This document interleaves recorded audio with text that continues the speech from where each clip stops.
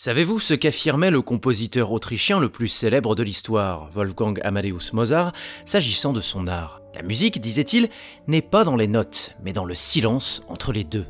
À l'heure où l'orchestre des 20 pilotes a terminé de jouer sa partition du Grand Prix d'Autriche 2025 après un concerto d'1h23, je vous propose de nous approprier cette citation du prodige des prodiges afin de tirer les enseignements de ce week-end dans les montagnes de Spielberg.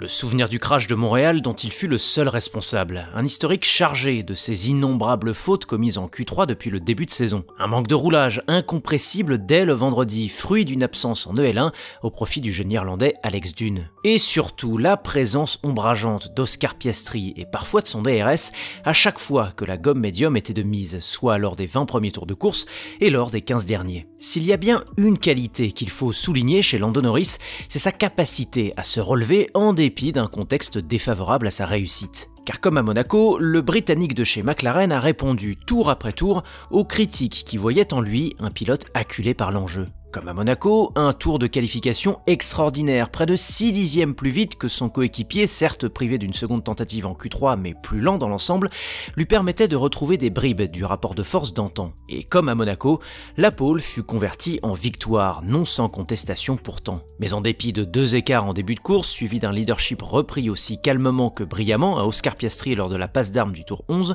il était clair que le plus gros trophée ne pouvait pas échapper au premier fils prodigue de McLaren. Piégé ensuite par un excès d'agressivité et un plat sur son pneu avant droit en conséquence, Piastri n'a pu exploiter au mieux l'extension de son premier relais pour finalement se voir contraint de combler laborieusement, après les premiers arrêts, un écart de 7 secondes au gré des dégâts observés sur l'aileron avant de Lando et de la mauvaise volonté des retardataires. Sur ce Grand Prix d'Autriche donc, la victoire de Norris sur Piastri est totale. Pourtant, encore une fois, elle ne signifie rien. Car Lando Norris est à la Formule 1 ce que la musique de Mozart est aux notes, une mélodie entrecoupée de silence. Autrement dit, plébisciter l'abnégation d'un pilote qui se relève, c'est paradoxalement pointer toutes ses chutes. Après les notes cristallines de Melbourne et de Monaco, les silences de Lando ont en effet été assourdissants, alors que dans le même temps, Oscar Piastri n'a cessé de battre la mesure tel un métronome. Au risque donc de paraphraser mes chroniques ponctuant chaque victoire du Playboy britannique, j'insisterai sur une nuance qui me paraît fondamentale. Lando Norris a beau être le rival comptable de son voisin de garage au championnat pilote, il n'en reste pas moins peu crédible, tant qu'il ne confirmera pas sa solidité sur les prochains Grands Prix. Et puisque le refrain joué par Lando depuis sa première victoire manquera sans doute de vous étonner, attardons-nous plutôt sur un couplet inédit. Car cette saison 2025 semble enfin proposer une mélodie audible, avec les notes de McLaren et les silences de Max Verstappen. Alors que l'orchestre Papa est fort d'une MCL39 toujours imprenable sur la gestion des gommes et doté de nouvelles suspensions arrière à jouer sa composition sans fausse note, les cuivres se sont arrêtés dès le premier tour chez leur principal contestataire au titre pilote. Victime du kamikaze Antonelli au virage 3 et d'un drapeau jaune en qualif, le quadruple champion du monde n'a en effet pu défendre les évolutions apportées à sa RB21 et ses maigres chances de titre. Mais qu'importe, car le détachement de Max post-abandon, couplé à la mine renfrognée de Christian Horner après le Grand Prix, en disait long sur le requiem à venir. À domicile, la firme autrichienne a ainsi acté que l'envolée lyrique pour le titre pilote 2025 se jouerait sans elle.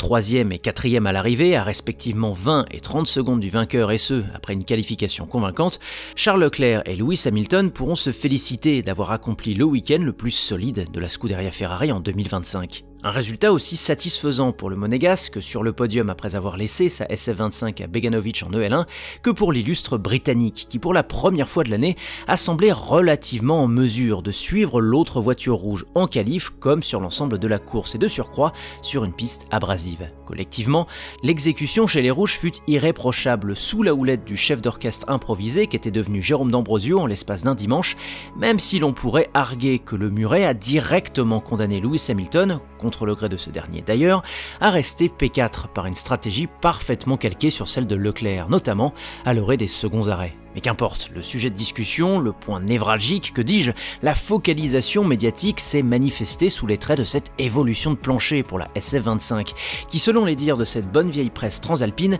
sera déterminante pour la tournure de la saison des Rouges et peut-être même pour l'avenir du team principal Fred Vasseur. Alors selon les deux pilotes, les datas récoltées sont formelles, le dit plancher joue pleinement son rôle et explique en partie le regain de forme de la Scuderia. Toutefois, avant de décréter que les Rouges ont troqué leur thème musical sinistre dont ils rejouent la partition depuis des mois contre une mélodie enfin harmonieuse, il convient de rappeler plusieurs facteurs qui relativisent cette performance. D'une, en qualification, Piastri et Verstappen n'ont pu défendre leur chance en Q3 à la faute à un drapeau jaune causé par la toupie Gasly. De deux, Ferrari s'est débarrassé dès le premier tour de deux de ses rivaux pour la course. Et de trois, la chaleur et l'abrasivité unique de Spielberg ont montré la Mercedes rescapée de George Russell plus en méforme qu'elle ne l'est à la régulière. La musique écoutée est donc actuellement plus proche de la conception de Mozart que de la ferveur de Fratelli d'Italia. Car si des notes ont résonné chez Ferrari en Autriche, c'est avant tout parce que le silence des autres s'est fait cruellement remarquer.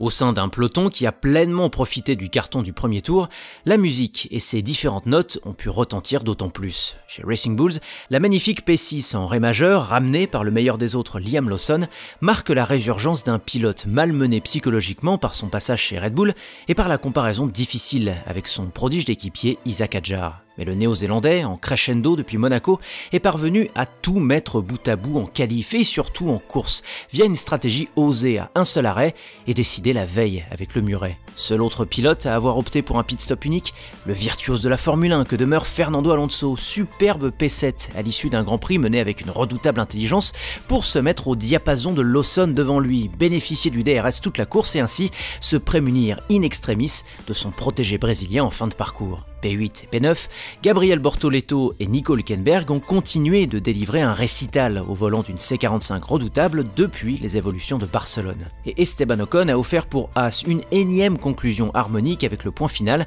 grâce à sa gestion des gommes hors pair, décidément, et ce, malgré une nouvelle élimination en Q1. La musique jouée par ces outsiders est d'autant plus claire à l'écoute qu'elle bénéficie du silence inquiétant et de plus en plus marqué de ceux qui étaient, hier encore, les ténors du peloton. Mais avec un double abandon via un Carlos Sainz les freins en feu et un Alex Albon auteur d'un excellent départ depuis la P12 jusqu'à la P7 puis rattrapé par un souci mécanique mystérieux, Williams cache mal une sombre réalité. Ces retraits répétés masquent surtout une perte de performance par rapport au début de saison.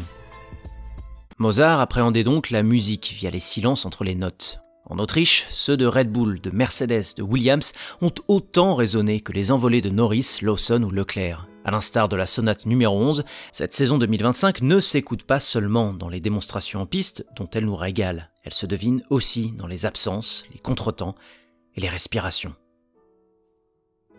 Merci d'avoir écouté cette chronique, j'espère qu'elle vous aura plu. Je vous laisse me dire ce que vous avez pensé de ce Grand Prix d'Autriche et de mes propos. Autrement, like, partage, abonnement, clochette, vous savez quoi faire pour me filer un coup de main. Allez, ciao!